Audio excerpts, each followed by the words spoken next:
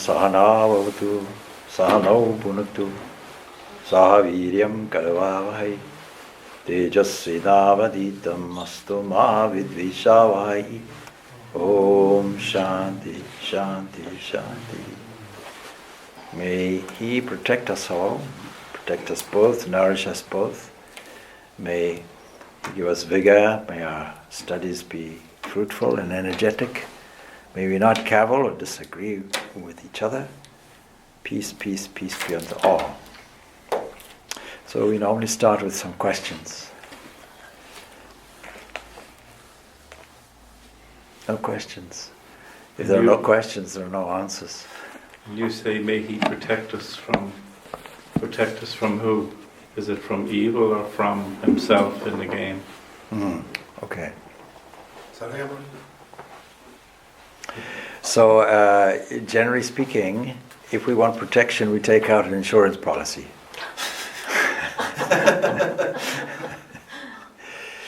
So, what is surer than the entity that sustains and protects the entire universe and keeps its rhythm going, like a dancer using perfect steps and timing?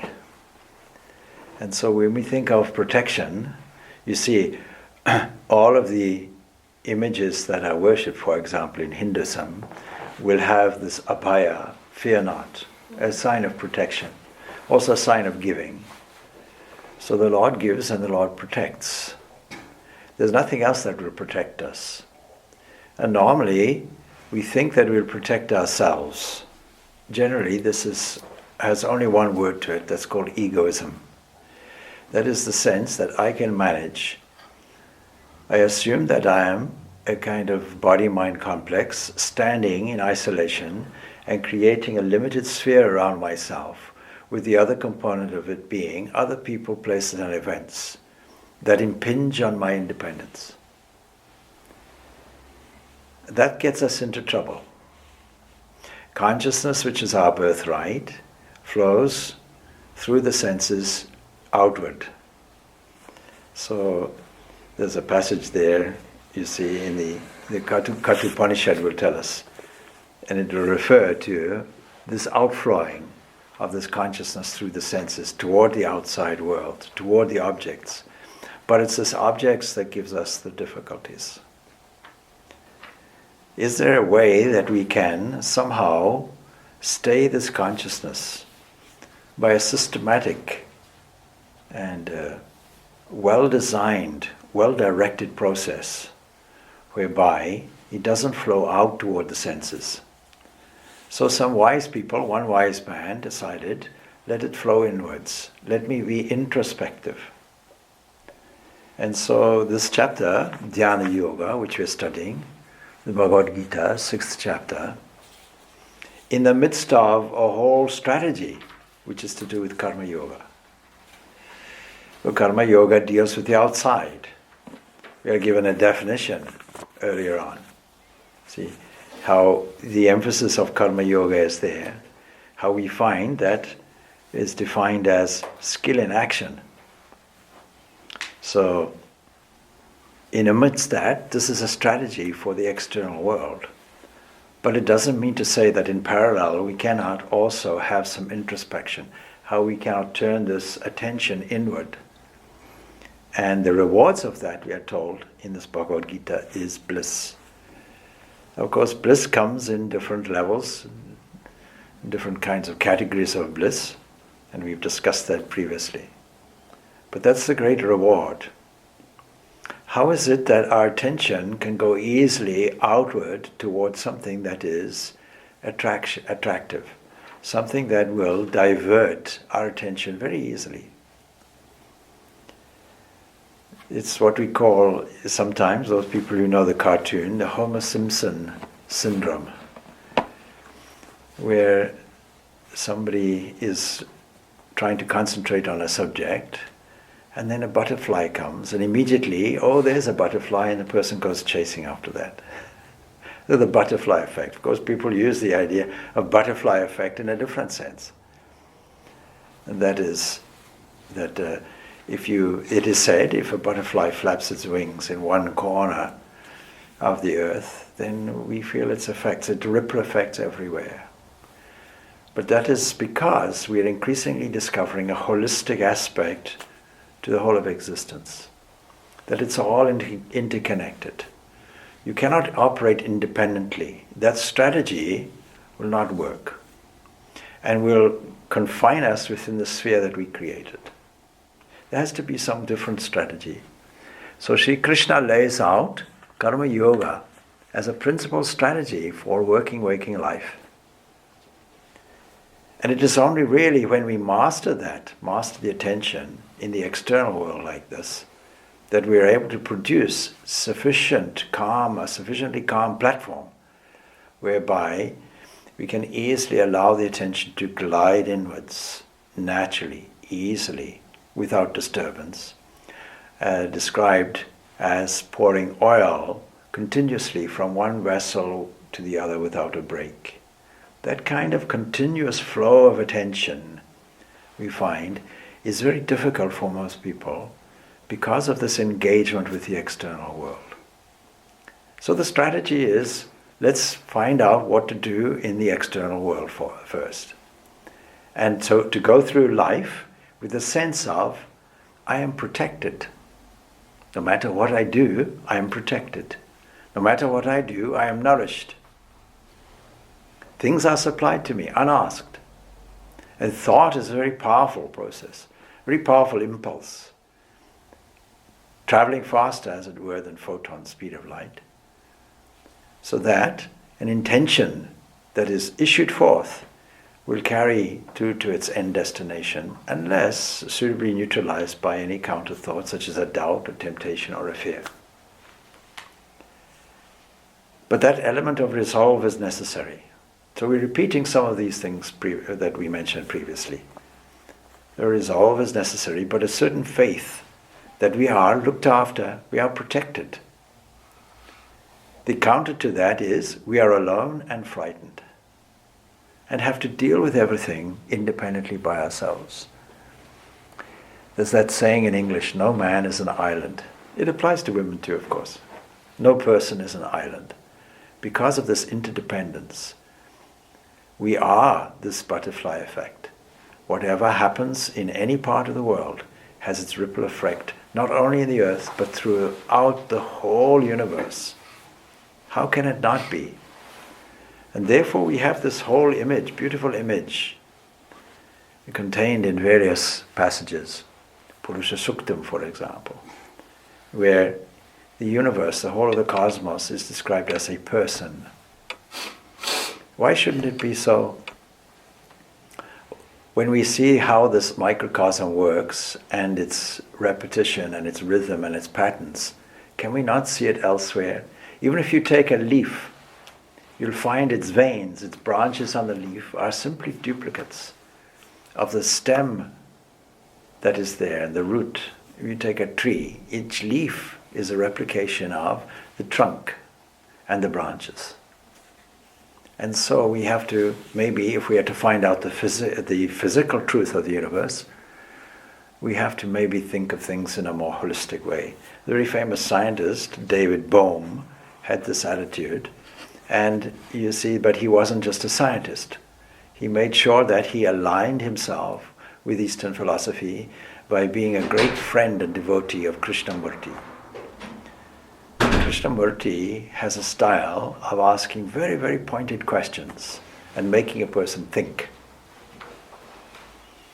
We were discussing earlier a phrase, there's that phrase, you can bring a horse to water but cannot make them drink, where we can rephrase it, you can bring a horse to water but cannot make them think.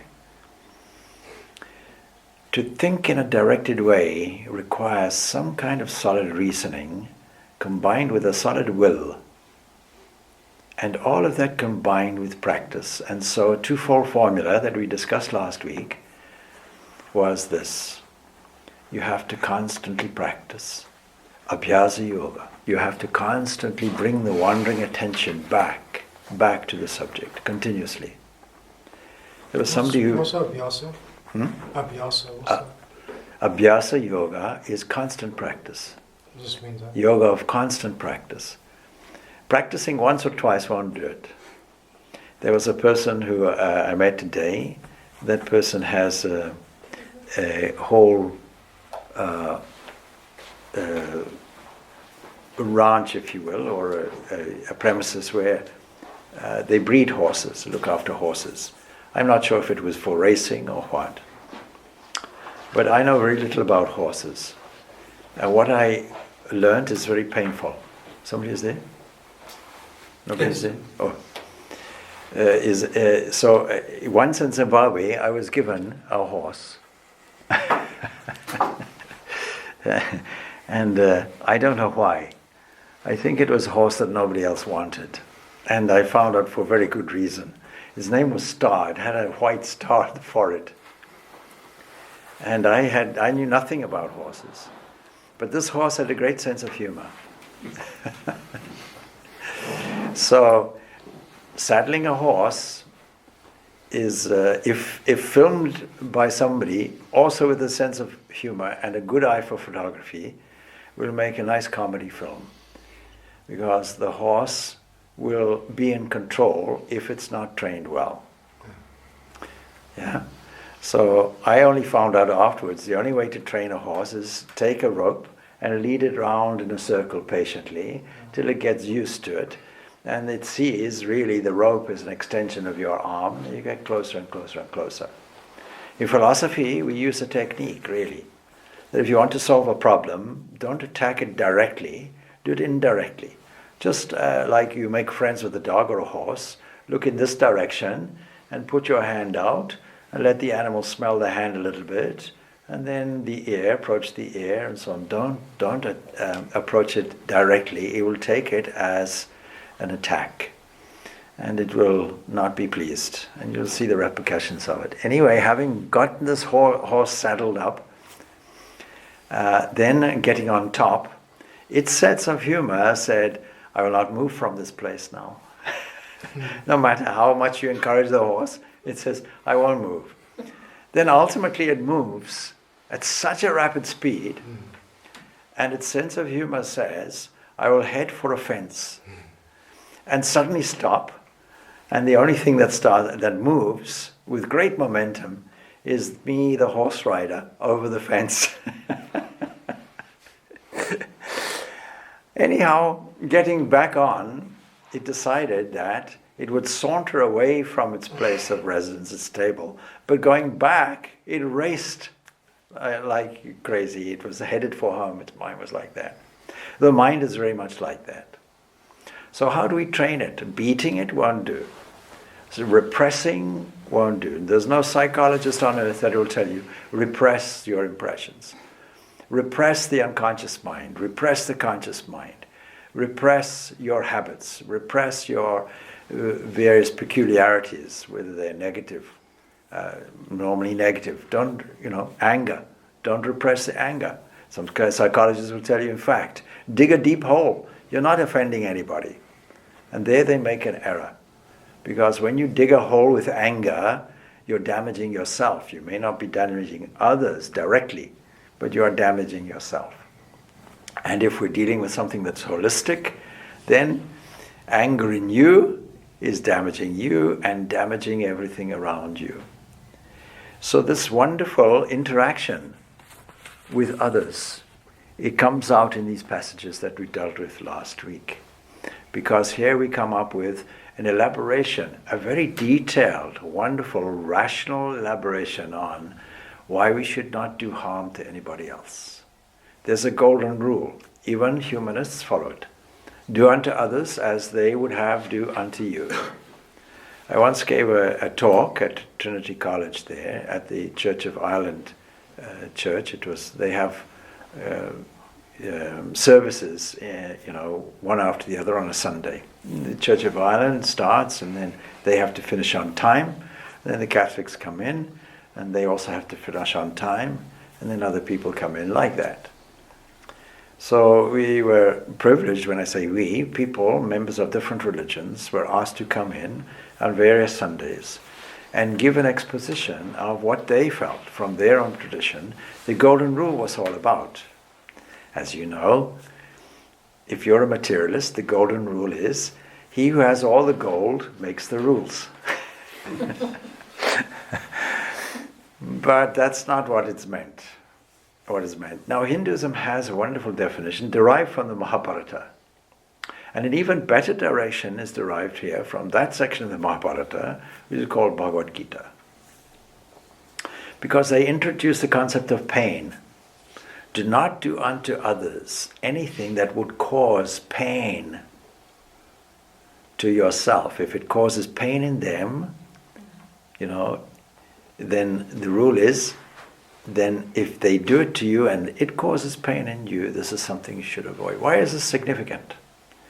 It's significant because if you take the Golden Rule literally, then anybody who's a heroin addict will say, well, do unto others as they would have do unto you. I like heroin.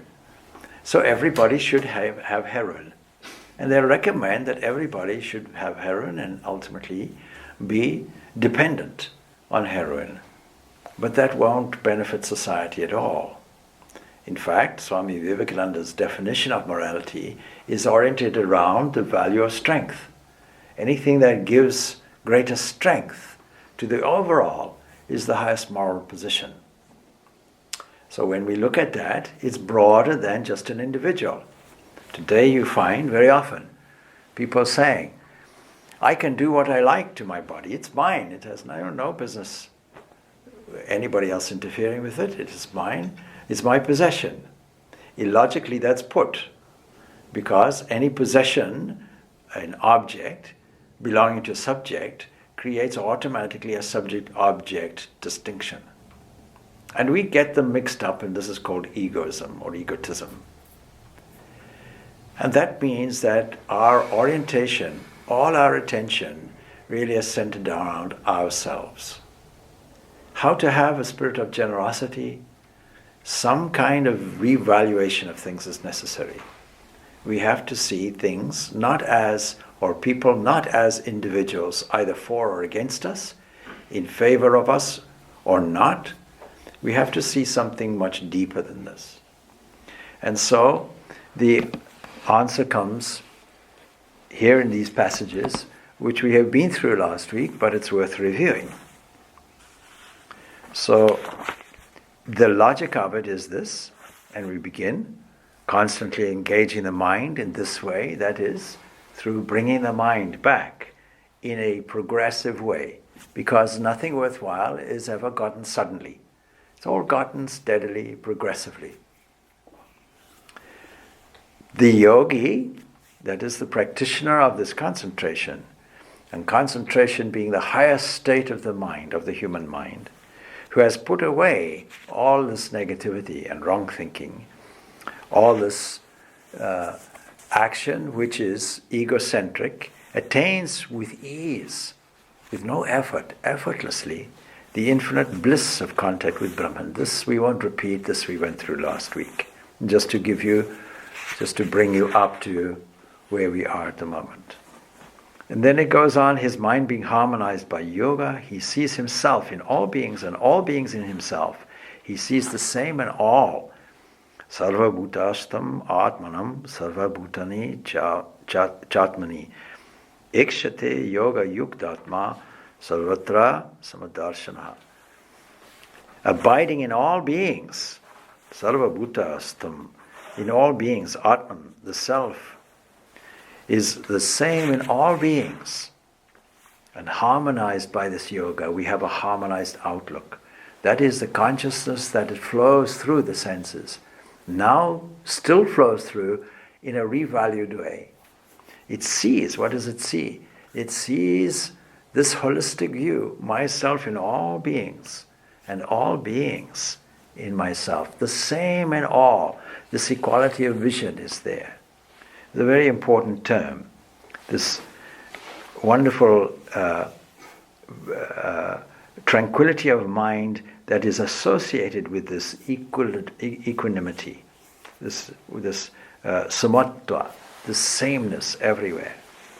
And then it is there, again, Yo mam pashyati sarvatra sarvam cha mayi pashyati tasyaham na pranasyami satya me na pranasyati. He sees me everywhere, not just in a temple, not just in a church, not just in selected beings, not just in a holy person, but in all beings. And we have seen this also, we've seen this previously, where an equanimity of vision is there, not only in a brahmana and a cow, but also in a dog and a dog eater. These phrases have been used previously. He never becomes lost to me. We talk about, they ask the question of protection.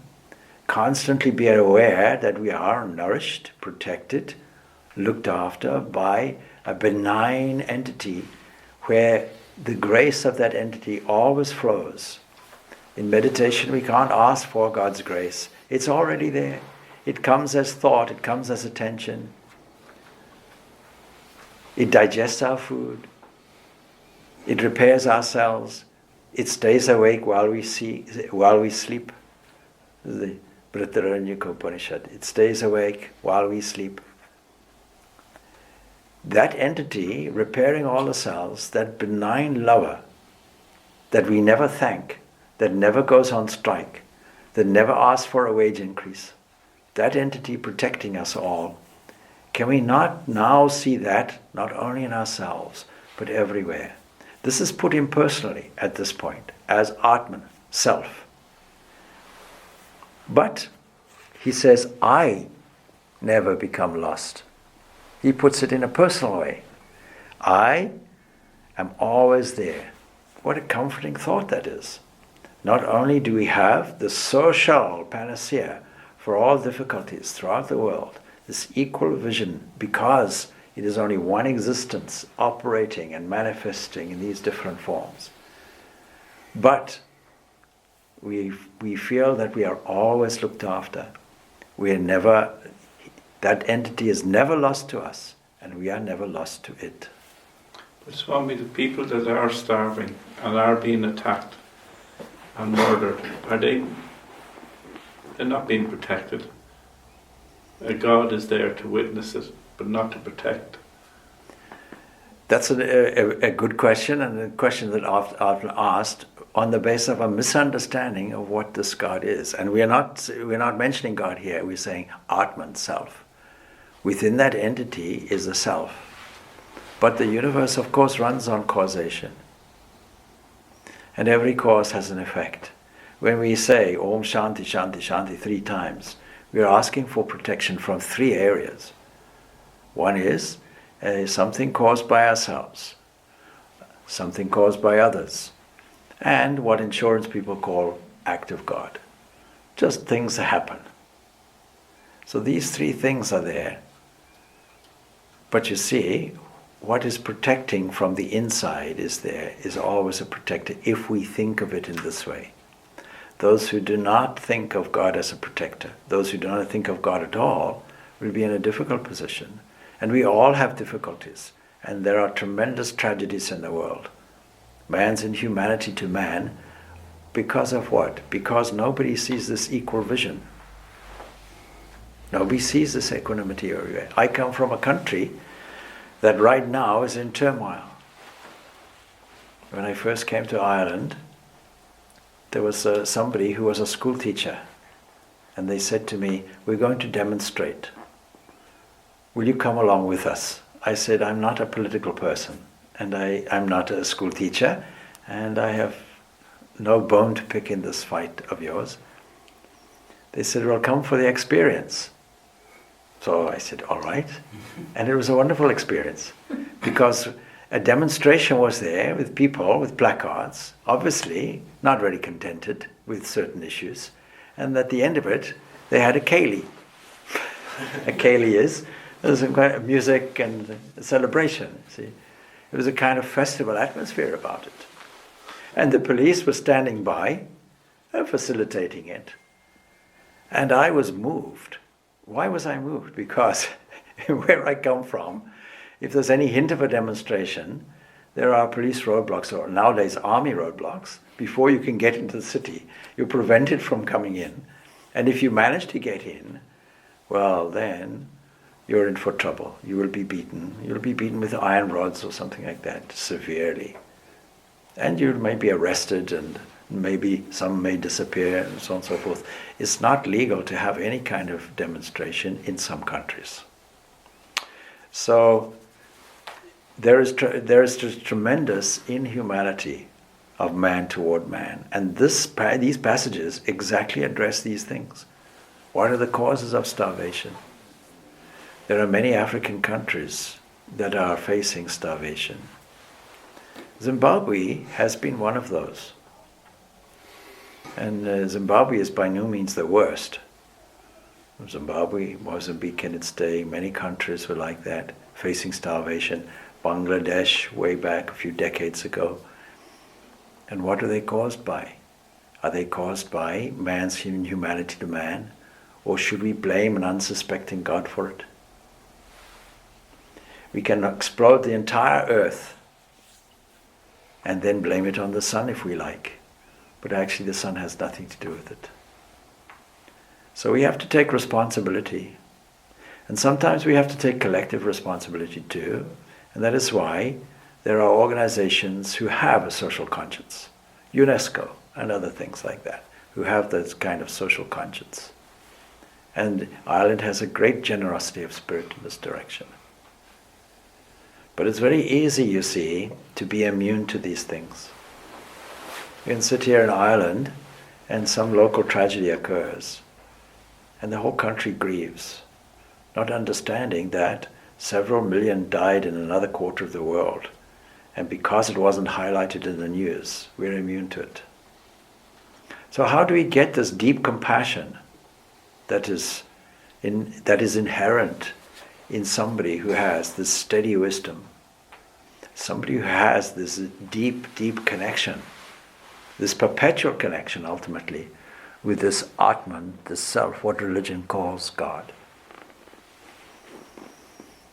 Will they not be moved towards social service, not for the sake of social service or change, but as worship, a penetrating vision that progressively goes from compassion to ultimately to worship? I've told you before, but I'll say it again. See, we don't come as a unit, we come as layers. And in the Taittiriya Upanishad, we come as a 5-layered entity. We call this Panchakosha, 5 sheaths. But let's deal only with a few of them. So this body is made from yesterday's semolina and bananas. And essentially, all physical bodies have suffered in the past. Maybe some are suffering now, but inevitably every one of those will suffer in the future. Surely we should look at that and be compassionate, without any moral judgment. Just on that level, should we not be compassionate? Whether it is caused by people themselves or others. Then, on the psychological level, and this is what we're dealing with here, we have the example of Arjun, who is suffering psychologically, not physically, psychologically, emotionally, in a state of near nervous breakdown. You know, it's very funny, and I mentioned to somebody today, this afternoon, that I hear, and all Swamis at some point will hear, people coming to them with all kinds of difficulties and problems, psychological difficulties and problems. And they say, you know, I am under tremendous stress. What are you doing for it? Oh, I saw a psychiatrist or a psychologist. And then what? They weren't much good, I saw another one. And so it goes on. These are Hindus.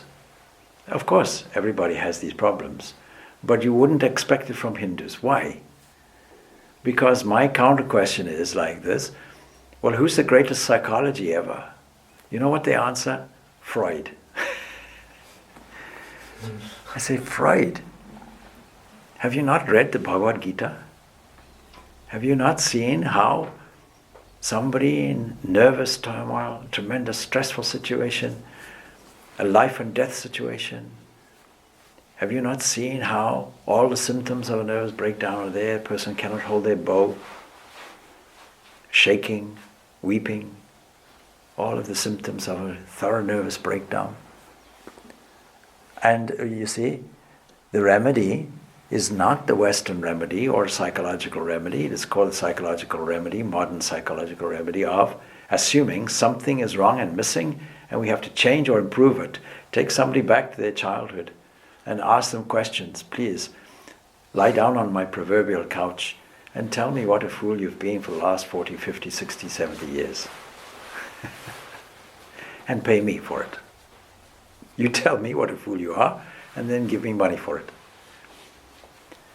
Sri Krishna, what a great psychologist he was. He asserts straight away, you are strong. Where has this weakness come from? Where has this unmanliness come from? Yield not to unmanliness. Strength is a key virtue that is issued. Be strong. Stand up for yourself. Stand on your own 2 feet. Ultimately, your own best friend, your own worst enemy. Lift yourself up, raise yourself up by yourself. Don't blame somebody else. And don't blame an unsuspecting God for it. It's entirely in your hands. Swami, we didn't come into the world knowing that. We came in as babies and children and got a different message. So that's why. Of course. Yeah. But now you're an adult. You don't have to replay the same old CD. If somebody says, what's wrong? Oh, in my childhood this happened, that happened. My mother was a drunk and my father beat me. And how old are you now? Oh, 70 years of age. I see. What happened in between 5 and 70? Did you not want to play different music? Did you not want to play something fresh? Did you want just to play the same old record and regurgitate the same old thing? Yes, from the subconscious. We know it was embedded in the subconscious. But that's hard for to just say. I can't say that to somebody tomorrow, who lies behind you. If it's embedded in the subconscious that I'm a weak 5-year-old and my father was a drunk. Yeah, but you don't have to use that technique. You can use Krishna's technique. You can use Krishna's technique by highlighting all the virtues. You see what I told you so many times, what I say when I deal with children. Do you have fingerprints? I ask them. They say, oh yes, we have this. Well, your fingerprints are not the same as your brother or sister's fingerprints. When you were born, they're never seen before, and when you die, they'll never be seen again. That's your uniqueness.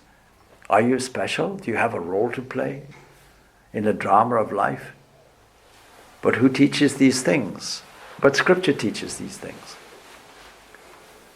Now, here's the thing, you see. We think, again, that we have to independently struggle, that we're left with an unfortunate unconscious habit, and there's no salvation for us, unless we go and get professional help or something like that. But that is not the case. This is not our outlook.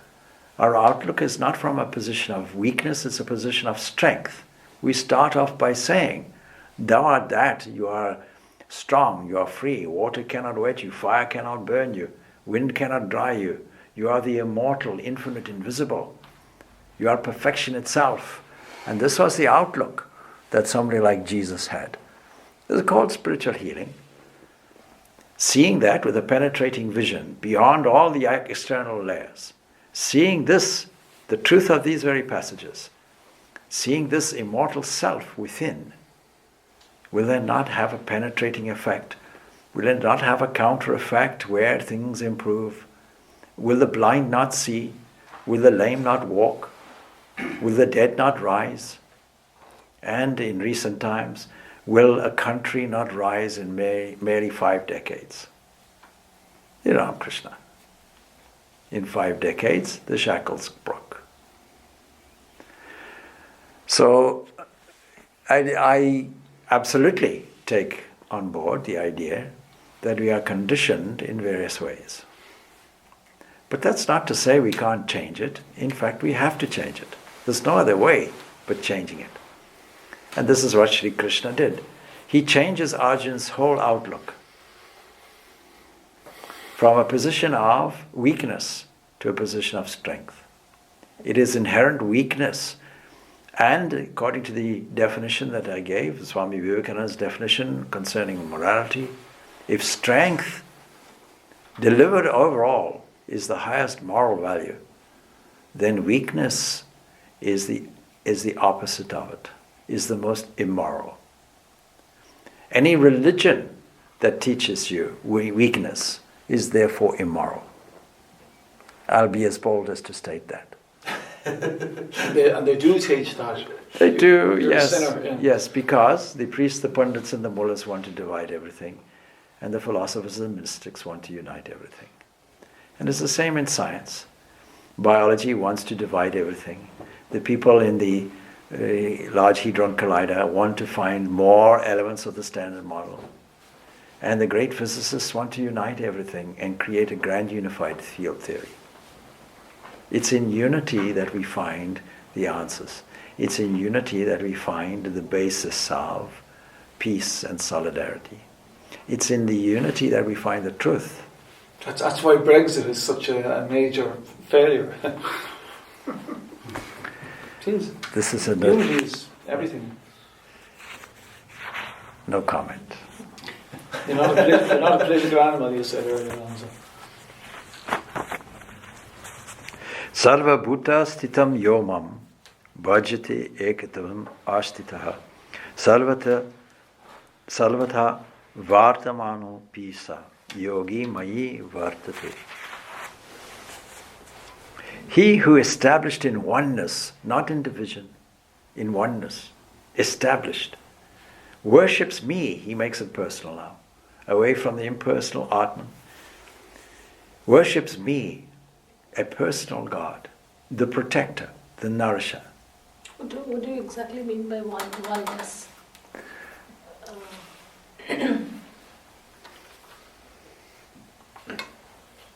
The example that is often used is the ocean. And oneness and dividedness is just a difference in vision. If I choose to look at dividedness, look at things in parts, myself included, then I have to deal with something that is perishable. I mean, what do you mean to say it's inclusiveness? I'll give you an example.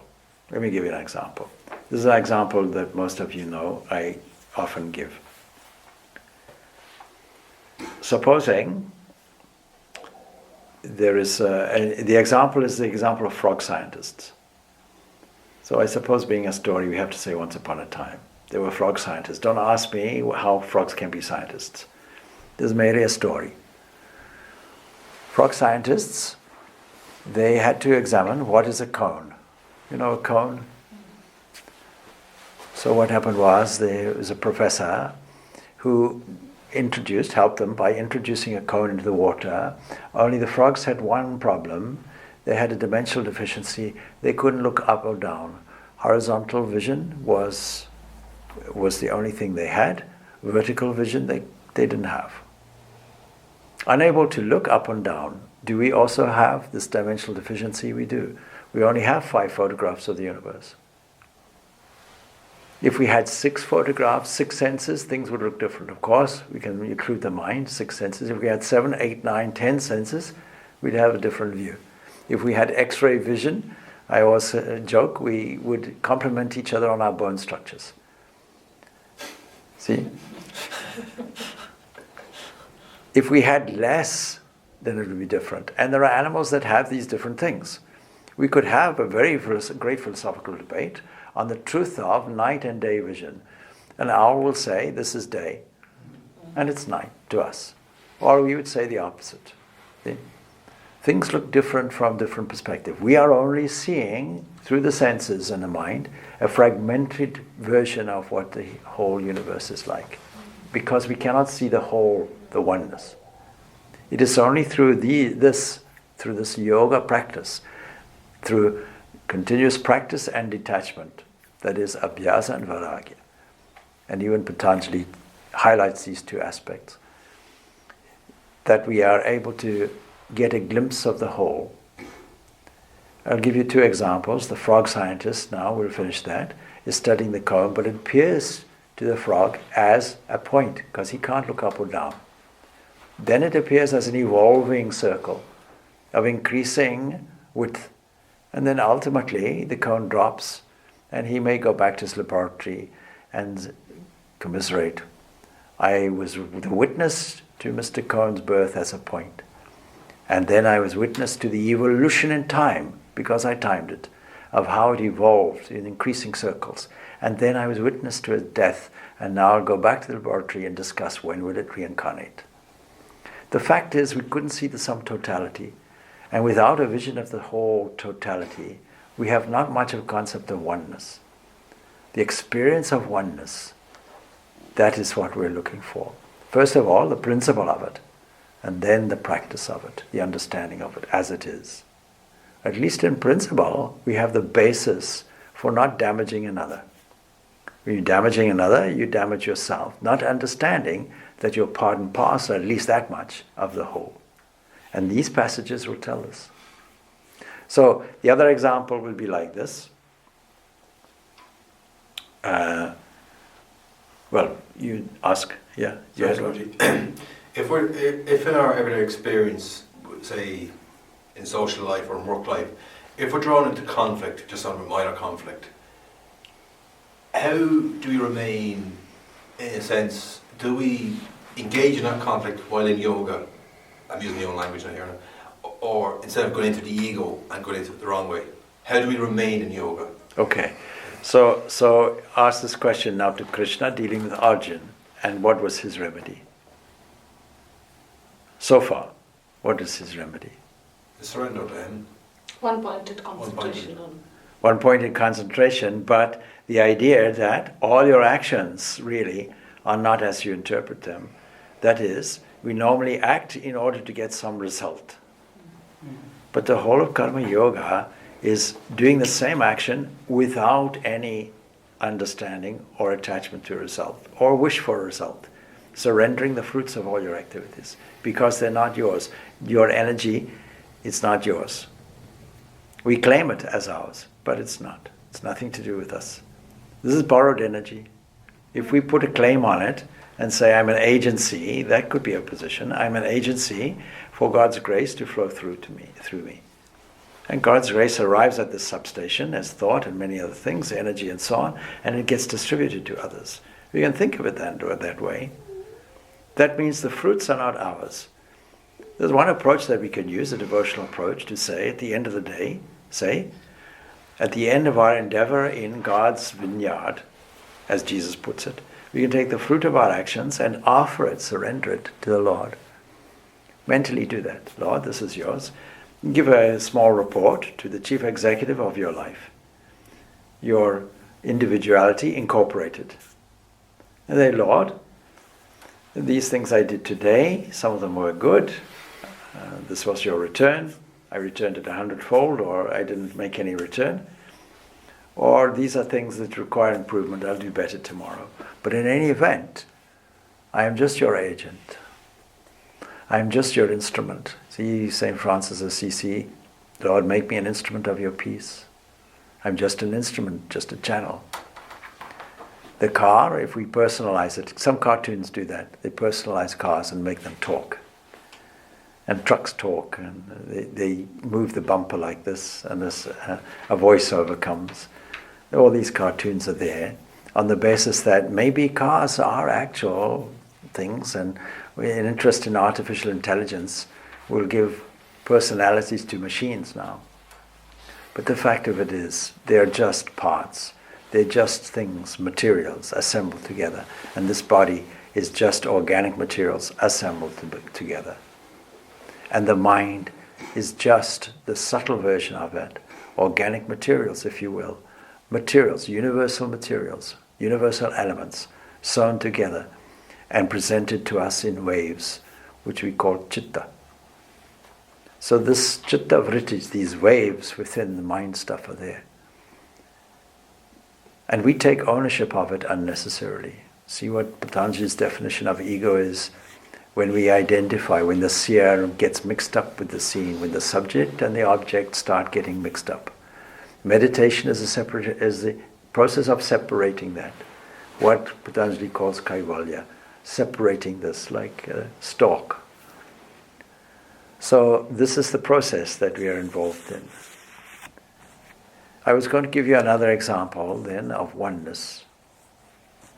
So, but of course the obvious example is the ocean, and we are only seeing the crest of a wave. And all we're seeing is the superficial waves that are there. But the ocean is down deep.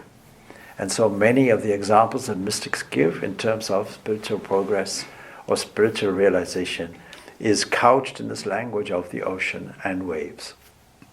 These are the waves, but are the waves really separate from the ocean? We have Niagara Falls.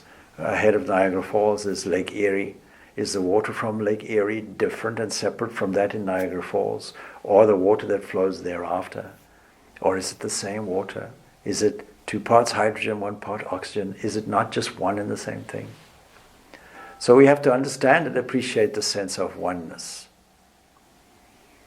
And this is what these passages are about. And he who established in oneness, established, of course, we're not established. The practitioner, as it were, is not practiced, is not established. It takes practice. In spiritual life, see what Sri Ramakrishna says, that the sandhya, that is ritualistic worship, either the beginning or end of the day, gives way ultimately to Gayatri Mantra, which gives way in turn to Om. And Om itself gives way to the reality. There's a progression in the whole thing. So it says that yogi lives in me, whatever may be the mode of living.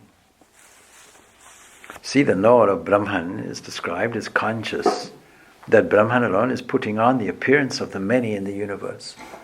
And that is why all these great stanzas are there, these great shlokas regarding the cosmic universality of things. Like a cosmic person, we have a body, universe has a body, or the Lord of the universe has a body. And we are surely part of it. That's one approach. Do we feel it? Are we born like that? No, because we're genetically disposed in our gut to behave in a different way. If it wasn't like that, then of course no procreation would take place and no eating, drinking and sustaining the body would take place. We play out our drama. The drama ends when we realize this, of course, to some extent. But then knowing it's a drama, why shouldn't we re-engage in a loving way in the drama itself? Go back again and play the game with a new set of eyes. And so when we talk of the subject of meditation, which is what this chapter is about, there are 2 types of meditation we're talking about. One with eyes open, this is called karma yoga, and one with eyes closed. And unless you do the first one and get the peace of mind and self-control and control of the senses there, then this flow of meditation doesn't come to you. Because 99.999% of your day and all its difficulties and problems all demand your attention when you sit. And then you'll be growling at God. Not dealing with things in situ. Anyhow, so we go. You see, Sri Ramakrishna makes this comment. The ignorant one believes that God is in some far-off region called heaven. The enlightened one, on the other hand, and sorry, I'll pause there because if you have that point of view, you will not see God as your protector. You will see God as the cause of all the injury because you put him in a foreign land. The enlightened one, on the other hand, beholds him as the core of his own being. Ishvara, that means God, the Lord of the universe, is in the hearts of all. The seeker of God thereafter, therefore, realizes him first within himself. Then things start. That's that withinness that comes about. Atmao pamyina savatra samam pashyate yarjana sukham va yadi va dukkam sa yogi paramo madha. That yogi, O Arjuna, is regarded as the supreme, who judges pleasure or pain everywhere by the same standard as he implies to himself. Look at this golden rule. When people talk about the golden rule and quote from the Mahabharata or what have you, they fail to use this because this is the golden rule. That yogi, that practitioner of the spiritual life is regarded as the supreme who judges these two opposites, pleasure and pain, everywhere. What are we living? We're living in a kind of push-pull scenario between pleasure and pain. We want to avoid the pain, and we think the antidote toward it is pleasure. And this is all sense-orientated, or at least mentally orientated. You can't have sense pleasure without the mind. And so we see this everywhere. Pleasure and pain, pairs of opposites, hot and cold, pleasure and pain, praise and blame, by the same standard as he applies to himself. Why would I cause you pain? Even what we classify as pleasure causes pain. Why would I put that on somebody else? And the reason for it is, I categorized things, not understanding this wholeness of vision. Man does not differentiate between the limbs of his own body as high and low. They're all of equal importance to him. But the harm done to any limb is the harm done to himself. The fact is, we don't view it as a universe full of my own limbs. You chop a limb off there and think that that's your enemy. You don't realize you have chopped your own limb off, ultimately. A few holy men were living in an ashram, says Ramakrishna, in the outskirts of a township, while the oldest of them was passing through the main street of that village. He chanced to see a landlord mercilessly belaboring a tenant of his. The holy man intervened on behalf of the helpless victim, but the landlord now directed his fury on the holy man and thrashed him to the point of making him fall down unconscious. Coming to know of this mishap, the inmates of the ashram hastened to the spot and carried the holy man back, lying yet unconscious. When after long nursing, the saint opened his eyes, attending man put the question, "Revered one, do you recognize who I am?" In gentle but clear voice came the unexpected answer. "The hand that beat then is now nursing me now." He said this, and as he said so, because he saw the same Brahman, the same oneness, the same being, manifested as the many. The feeling of the offender and offended was not in the saint. Now, this leads us now to a very different subject and passage, because all of us have a doubt. How can we comfortably and easily direct the mind when we understand the mind is just like the horse that I was given? Undisciplined, maybe even with a sense of humor. It looks like that. It looks as if it's a naughty child demanding attention, pulling on the mother's skirts. I want this, I want that. Please attend to this, please attend to that. And anything that comes within our vision is a way of distracting our attention. And every distraction is a delaying thing. Bear in mind, our goal is, in bhakti language, a vision of God, or in philosophical language, our own freedom, or the discovery of the truth, the ultimate truth that doesn't change. Everything, every other avenue of interest will be so much deviation from it. And every deviation, as I say, will be a delay. Having had the opportunity of this human birth, why should we delay? Oh, most of us now will say for a holiday. Somebody asked us today, when do you go on holiday? I said, holiday, what is that? What is a holiday? Something you save up for. You go away for a while. If you're Irish, you go and take on a very vibrant red color. Suffering immensely from sunburn, and come back and boast of your holiday. And if it was good weather here in Ireland, you'll be jealous. Why did I spend all this money going to Spain when we had nice weather here? So what are we concerned with?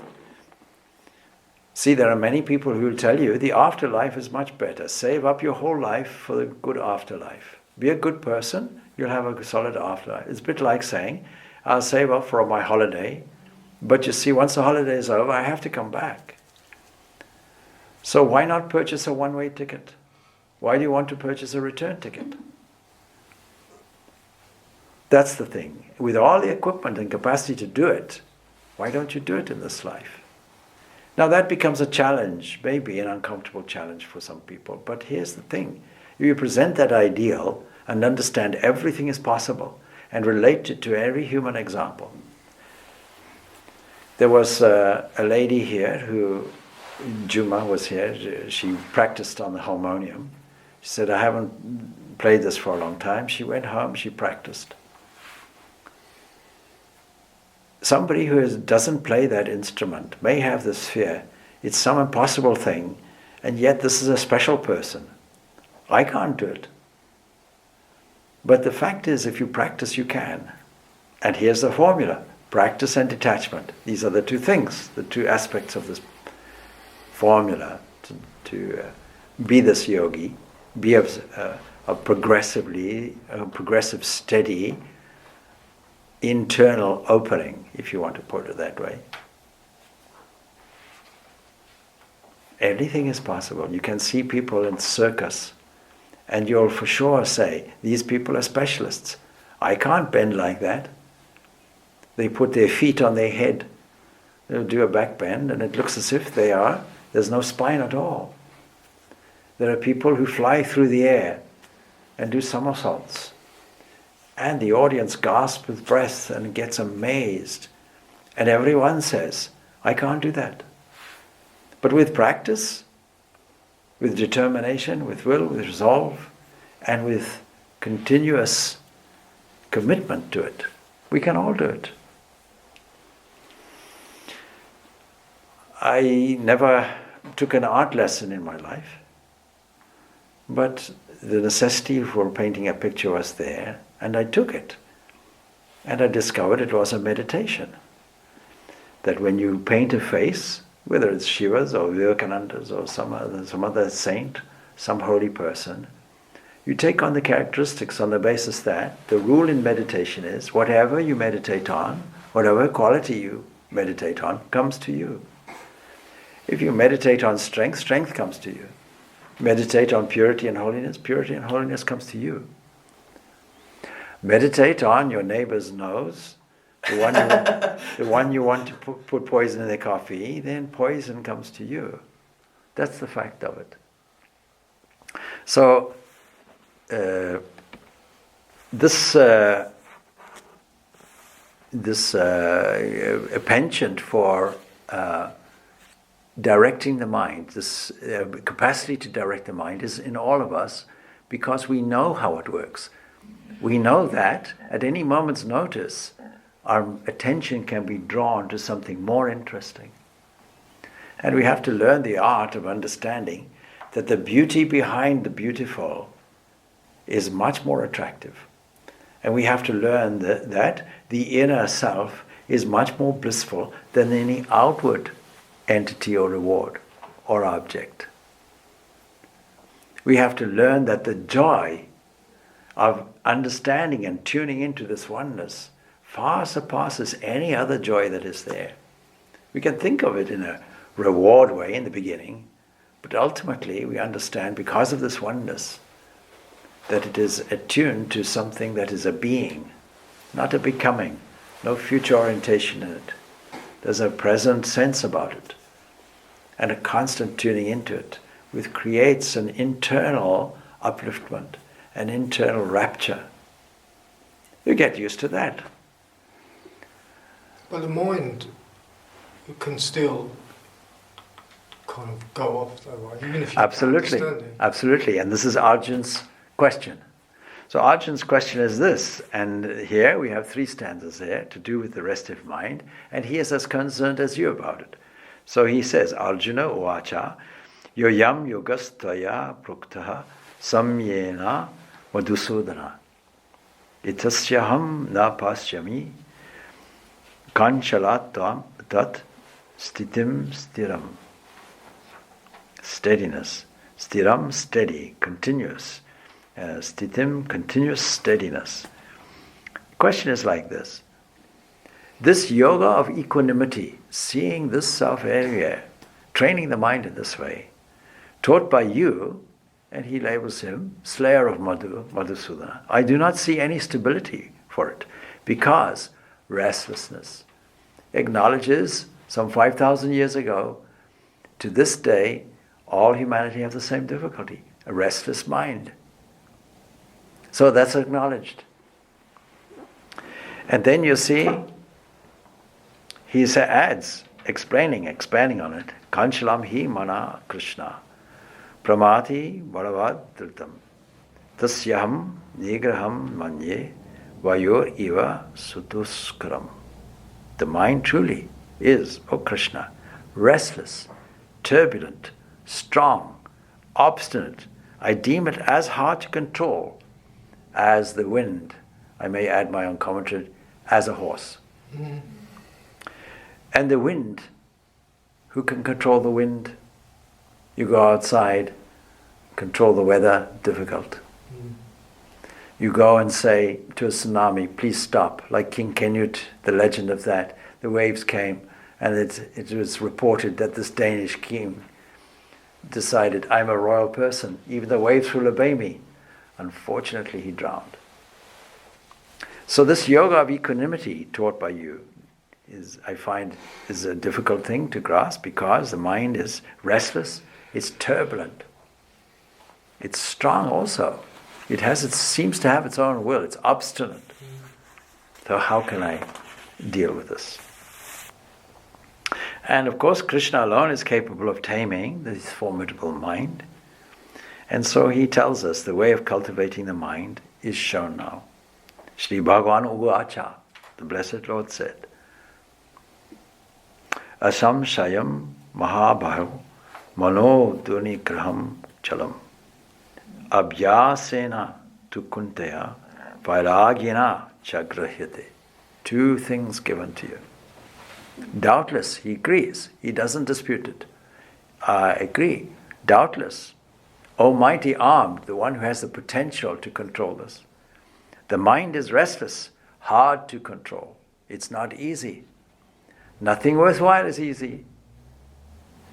But by practice and non-attachment, O son of Kunti, it can be controlled. What is non-attachment? The opposite of attachment. Attachment to all the objective things. And detachment is also detachment by virtue of a discerning mind that understands what is worthwhile, what is not, what is permanent, what is impermanent. Going along that way, your sense of ownership changes. You no longer become the prophet actor.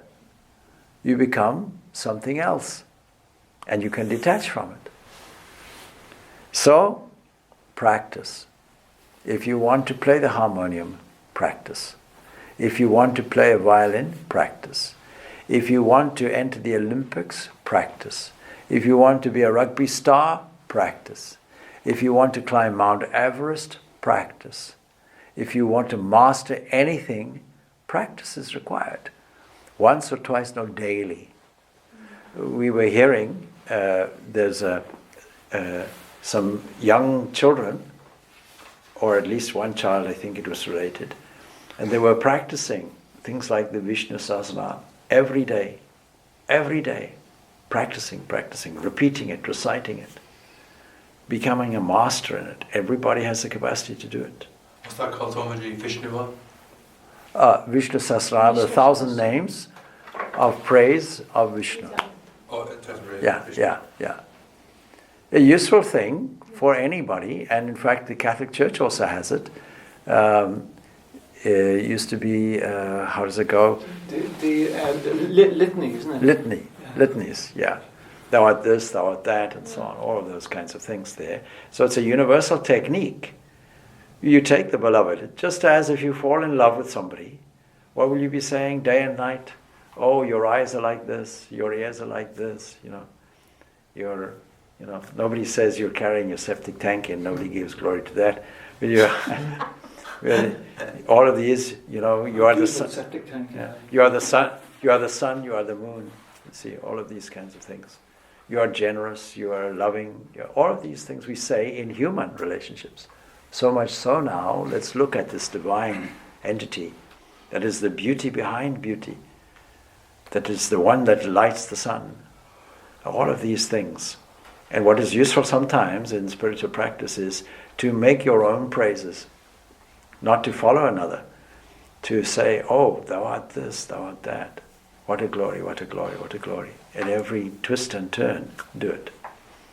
Open your eyes and you'll see that glorious, great glory of the self, the glory of the self. Anyhow, so it can be controlled. I will leave this off with a contribution from Sri Ramakrishna. He who wants to learn swimming has to be at it repeatedly. It cannot be learned with one or two attempts. One dares not swim in the boisterous sea just after a day's practice. Similarly, one has to train oneself much to swim in the sea of Satchit Ananda. What a beautiful example. See, he uses the ocean as an example of this oneness. Failure in the first attempt is but natural. Sporting in it becomes possible only through persistent practice. There is a poisonous variety of spider, he adds, the effect of the bite of which cannot easily be cured.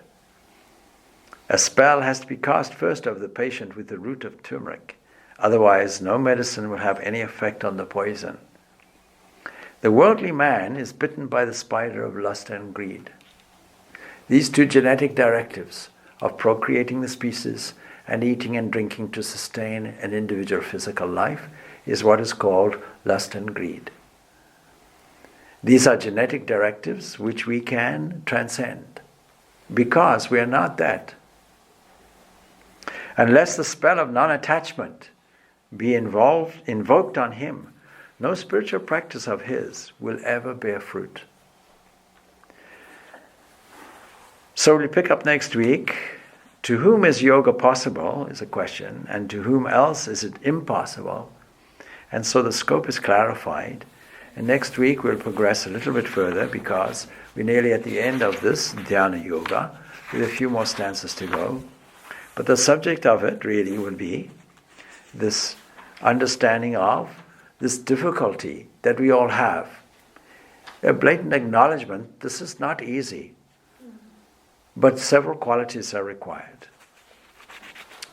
And unless really a person controls themselves, then meditation, that deep introspection, that deep alignment, that deep revelation cannot occur.